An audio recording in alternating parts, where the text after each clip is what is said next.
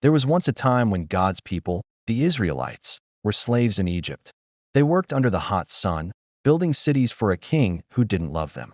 This Pharaoh was afraid that the Hebrews were becoming too many and too strong. So he gave a cruel and heartless command. Mothers cried. Fathers prayed. Every Hebrew baby boy must be thrown into the Nile River. Can you imagine? Fear spread through every home.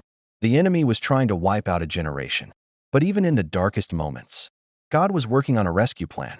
In the tribe of Levi, a woman gave birth to a baby boy. He was healthy. She knew. This child was special. Beautiful. She knew. She couldn't hide him anymore. Strong.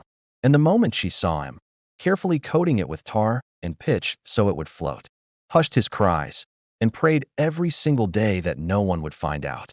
She risked everything and hid him for 3 months. She rocked him softly, among the reeds. She laid the basket down, something desperate, something filled with faith. But babies grow.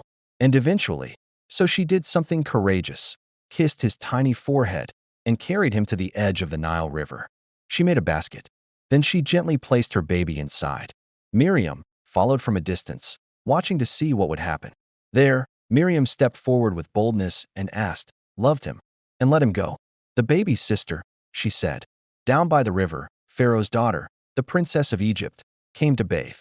And that's when she saw it, a basket floating among the reeds. She sent her servant to bring it to her. She opened it and found a crying baby boy.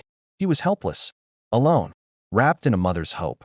And Pharaoh's daughter, this daughter of the same king who ordered the death of babies, felt compassion.